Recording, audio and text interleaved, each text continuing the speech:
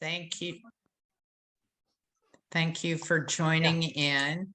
We do have a quorum, and so we can go ahead with the meeting.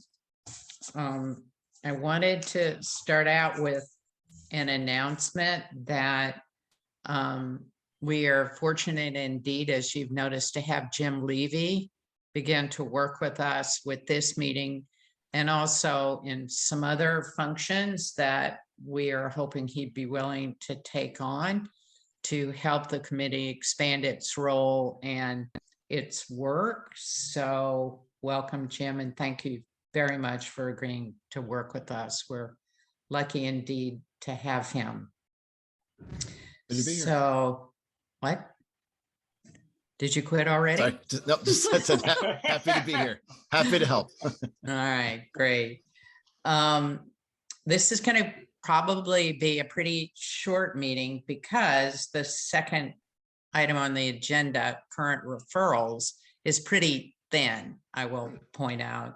I don't think I've even had a chance to tell Marty and Warren that Wildercliff is coming back to the committee with changed plans from what was originally intended, or their first plans, and they're to submit those in the next couple of weeks and then go back before the planning board, even though Larry did try to indicate to Melody he felt they could simply go ahead with what they wanted to do and not have to come back to the planning board. But Mark Rominsky agrees.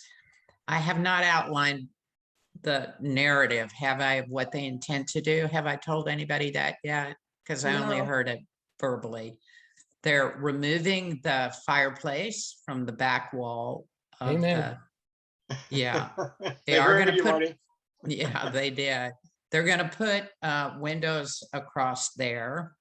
They are going to add a garage with a breezeway to the stable side of the barn, but not disturb the stable. Amen. And yeah, I know. It made a difference. It apparently made a difference. So that is good news. And as soon as those plans come available, oh, look, the sun's right in my face. Then, of course, we'll share those with the committee. And I don't think they have any intention of doing, well, yeah, they might do for the new garage and whatever. So we'll see what that is. And then, as has been happening lately, Michael Trimble, as the zoning enforcement officer, has Excuse me, forwarded. Can I back you up a moment? Sure. Any word on the playhouse? No, Okay. not a word. Sorry. Yeah, not a word. Okay. Michael Trimble has forwarded the applicant, the pre-applicant, for a project that will take place apparently at 12 Loftus Road in Rhinecliff. It is an 18, Warren knows more about this property than I do, 70s, 1880s? I think that's about right. Right. It was originally the house for the priest for the St. Joseph's Catholic Church there in Rhinecliff. And had a very interesting history after. It was a boarding house for a number of years and a hotel sort of thing. Colorful history in Rhinecliff. Yeah. So the potential applicant is, and the person that the committee has been asked to speak to, is the daughter of the owner who's owned it for quite some time, I think, right, Warren? Yeah. And they intend to take now what has been pretty badly treated little warrens of rooms for patients and veterans and whatever, one kind or another, and restore the house and turn the building and turn it into a two-family house, which is allowable in Rhinecliff. And she has asked for access to a discussion with the committee prior to application to get any input we might offer for the building. There are no Nor- plans. Is Sorry? that Tudor monstrosity with the exterior fire escape on it? That was Yes. on the market Yeah. for? That's it. Yeah. That's it. Okay, it's a good building. It That's is a nice good to hear. building, badly treated. Yeah, nice Um, to hear. Yeah, so there's that. And she has asked for some time on Thursday Mhm. afternoon. Mhm. And so hopefully there's something we can do to help there. And other than those Do we two think that's rumored, going to be a Zoom call, Kathy? well, she has not indicated. I was going to give her until Wednesday and ask how she intended to go about it, or did we need Okay. to set up a Zoom Okay. call, but we Okay, probably will have to. Those are the only two kind of moving parts, sort of projects that are right now in front of us. I have not heard any more about Grassmere. Rockledge, which Warren asked about before, is not on the agenda until sometime down into February. Mm. And I am not sure what problems they're having, but they're having some kind of difficulty. I don't know what. You So- were anticipating that being referred to us for some sort of a commentary, I think, right, Kathy? Yes, yeah, I'm sure it will. Yeah. And they have asked, Mark has said, anything that the committee could offer that would hopefully be, in support of preservation of those and adaptive reuse of those. I think it's Wetmore, isn't it? Buildings. They would appreciate input. And I think they're also going to ask for time again from Charles Birnbaum from the Landscape Foundation. Mhm. So beyond that, there isn't anything now that I'm aware of that would involve the committee. Any questions on that? Nope. All right. Good job. Now, there are a couple of big deal items, and I'm gonna go first because I found some things out today that is a bit of good news, but came after some bad news. I had been asking, not for as long as I should have, or any of us should have been asking for what the budget was to support the work of the committee. And I finally got told something on Friday by Elizabeth by email, where she's on a trip, that indicated a very, very low level of support for the committee, something like $8,600 or whatever. And it just, yeah, 8,600. It just is clearly not at all enough to support what we are asked to do, which is, to prepare for, record, document monthly meetings, to do all of the reporting and response that we have been asked to do. And so I threw a fit, actually, which no one over the weekend, can I say, listened to. I don't know, where were you people? I threw a fit. Anyway, I finally talked to Shelley today at the town. She called me back, and it turns out that every board or department is asked via their clerk or administrative person to submit a budget in August of the prior calendar year for the next year. We didn't have a clerk or an administrator there, so there was nobody, she said, for them to ask. And the next person would have been the board liaison, which in our case is Chauncey. And he didn't do anything. And so we didn't get anybody making an argument for our case. So she indicated to me, we can come back in there and ask for what we want, and that we will, in all likelihood, be able to get it.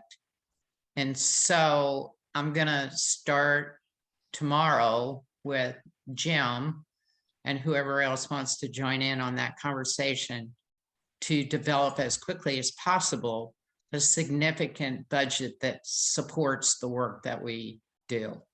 And so that was, it ended up well, but it made me crabby to begin with. So anyway, there's that, and that's good news. And if all of you want to be involved in that discussion, let me know and we'll set it up with Jim. I'll start out with Jim and his work, but just let me know and we'll organize it. So there's that. And then we have been working on the certified local government designation as something we believe this committee ought to be looking at. And so I asked, and we started talking to Chauncey about it. And Jim has been kind enough to prepare a kind of outline of steps for how we in the town board would go about it. But I asked Marty to describe, particularly for Anne, why it's important for us to do what we do with regard to the CLG. Well, I'm first going to say that if Anne had been on the call with Chauncey, she could have heard Warren's wonderful presentation about CLGs and what it would mean to us. In a nutshell, a CLG gives us more clout with the township, with the town, but more importantly, it gives us support from the state. It gives us funding, for instance, for surveys. We can apply for grants like for Wurtemberg Road, for professional training, for professional development. We would get a newsletter from the state quarterly of other issues that other communities are facing. And basically, as Warren so clearly put it, Kingston is a CLG. I think Cold Spring is a CLG. Saugerties. Pardon? Saugerties. And why we haven't applied for it is ridiculous. It will give us rules, regulations, training. They audit us once a year. We have to have minutes, and basically we become, I mean, we've been pulling ourselves up by our bootstraps with strong leadership for what, a year and a half now, Kathy? Yeah, in the middle of a pandemic, I In the would middle point of a out. pandemic. So basically, the information that I have been hunting down online, we wouldn't be looking for, it would be given to us. And we could do things with other communities, such as workshops and stuff, and get funded. So it's everything we want to do, but with some support to do it. And of course, it also means, from our professional standpoint, that the community would have to pay more attention to what we are saying. And that would make our time more worthwhile. So it's more than I had hoped for, but it's a win-win-win if we can get it. Need I say more, or do you have any specific questions, Anne? What's the overarching authority with this? Is it state or federal? Yes, or no, it's state. state? And Kathy. It's SHPO. Yeah. Okay. Why don't we send all of our members the packet that we sent to Chauncey and Mr. Pulver, to Josh, so that Are you referring to the summary from Jim? I'm referring to the CLG piece that I sent you from the Oh, state. the whole full package. Yeah, Yeah. the training guide. I think that and Jim's summary would also be useful for anyone to see. Okay. And you haven't gotten dragged into this until now, because it was moving in an odd way. We were trying to figure out the basic rules of dealing with the town board, never mind understanding what look like a relatively complicated and maybe expensive process. So, but now you're drug into it. So we Okay, will, I feel as though I have a lot to learn because coming from academia rather than from planning boards and stuff like that, a lot of it's unfamiliar to me. So I need that. I need to get up to Right. speed. I'm pretty sure most of us need to get up to speed on it. It's Absolutely. I mean, dense and complicated. So, it really isn't that complicated, but it allows for succession, which means by the time everyone gets familiar what is in this guide, all of us will be more qualified and on a more even footing than some people being familiar and some not.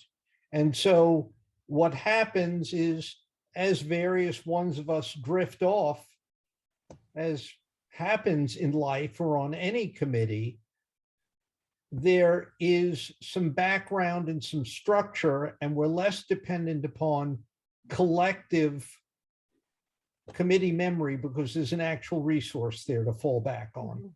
And besides, the other thing is, and I think it's most important, it's a carrot from the state. I mean, basically the SHPO is saying, you join this and you be a part of this, and we're going to support you in many different ways. And if we're not a part of it, they're going to spend their time, they'll devote more time to communities that are willing to toe the line on it. Mhm. I don't think they ask us to do anything that we wouldn't want to do on our own. right. That's Okay. And what we have to do is build the budget that incorporates whatever costs there are with regard to both developing the designation for the CLG, but also for the parts of the management work that we kind of each of us grabbed a hold of when it needed to be grabbed a hold of. And Marty's the one who's been yelling the loudest. We really need to have a good system with somebody or somebody's Mhm. responsible for that in a way Mhm. that allows us to manage efficiently and impressively. You know, because of Melody, the town thinks we've done a really great job. So we don't want them to find out behind the The truth. scenes that it's been a little raggedy, okay? We want them to keep on thinking we're great. So, and along that line, there is a budget line for a clerk. And the clerk positions at town hall are paid within specified hourly rates. So there's no uproar down there of somebody getting paid more than somebody else. And we have been fortunate enough to be introduced, and I'm going to send you the resume too of this woman, to somebody who, you know, we think might be pretty terrific, but won't work for the way the clerk salaries are or compensation is. So I'm going to try and get a administrative consultancy for her so that she can do this body of work together with working on the CLG applications and requirements and the other pieces of the work that we want to assign to her. So that'll be part of the budget discussion too. If we can get the town to agree to an administrative consultant or whatever we end up calling it, rather than a clerk. Because also there's no room for a clerk, another clerk in town hall. There literally is no more room, not downstairs and not upstairs. So the person would have to work anyway from home. So that works best for her too. Okay. Mhm. So we're going to be sending you the CLG information and Mary Beth's resume. Okay. And then, you know, if we do we want to have a Zoom call about the budget, or should we start just with Jim and work outwards? How do you guys want to I see think that? you could come up with a draft budget based on everything you mentioned, Kathy, and just kind of circulate it to us. I don't know that we need to have a Zoom call Okay, about it great. unless things Great. seem very contentious to you, you know. And then- And I don't, yeah, I don't know about archaeology. I don't know nothing. Should there be something in the budget that particularly calls out the work that we do for archaeology? Do we want printed guide? What do we want anything, or do you want to think about it? I might think about it. I can't right off. I can't think of anything because the burden of the archaeology goes to the developer. If we recommend archaeology, then they're the ones that have to pay for somebody to come in and do the survey, do whatever needs to be done. I don't. I'll have to think about it because and it Well, might be if- helpful. Yeah, if we did a printed guide Yeah. of some kind, we might include in there some rules and details about for homeowners or property owners to think about if they are in a historic district, yada, yada, archaeology, this and that. I'm thinking we do Yeah. a guide of some kind The- that's included online. The as other well as- thing that's kind of tangential to this, and it has concerned me because Melody got the Hudson Mohawk reports for Grassmere for me to go through. I haven't seen I think it's Birchwood or something, the first archaeological consultants that came in on that. I'm not sure where that is. I'll have to ask Melody whether it's around, but I'm a little concerned about where these reports go and whether somebody's Exactly. keeping a record. Nobody them is. because- And by the way, why is she giving it directly to you instead of to the committee? Plus, It's you know, like it- this. oh my God, really? It's probably a foot. It's taken me quite a while to get through it all, but and anyone else who wants to look at it is welcome to do so. I mean, for example, just an example that has come to mind, Blue Brindle. We had a lot of resistance there to doing archaeology. The last I heard of it, that he was getting Hartgen Associates to come down and take a look at it. Zilch. I haven't heard a thing since. So I don't know whether that happened, whether there was a report, what happened to the report, whether it didn't happen. I mean, there doesn't seem to be any follow-up. No, and you know what else, as Marty has yelled about, we don't have a good organizational documented system for intake, results, dates, whatever, and we Yeah. need to get that developed, and hopefully that's something that the administrative consultant can work on, or whoever, because one Yeah, of the it gets reasons. so complicated that Yeah. I've set up a spreadsheet just to keep track of stuff. Yeah, well, the main thing is Melody shouldn't be giving you work separate from the system of the committee, so that we know Okay. what the committee is being asked to do, including you. So I'll tell her that. Well, I was Nice. glad she Read- got it to me, but there's no procedure, so. No, there's not, but there's gonna be, and Yeah. we'll expect them to comply with it.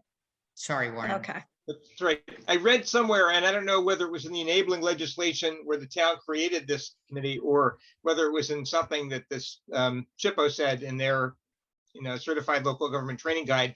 But it did suggest, with respect to archaeology, that we could create a map of the town with zones of archaeological sensitivity, not as specific as the famous circle and squares map, but just, I mean, obviously anything along the river. I mean, we know along water courses and things like that, but there may be other areas that would just alert people up front that, yeah, it's pretty likely if you've got a project in this area, you might be asked to do some archaeological work. But again, they're variables. There might be another site that didn't meet any of those criteria, but it's been developed and used for so long that it might be an obvious place to look. So, Yeah, Melody and I did approach Tim Lloyd about doing that. Right. And he indicated that the doing just a general one typically was not terribly useful, Okay. but doing a very specific one was a major project. So we kind of left it there at that point because Right. I Nobody felt had that any we had money. enough to do.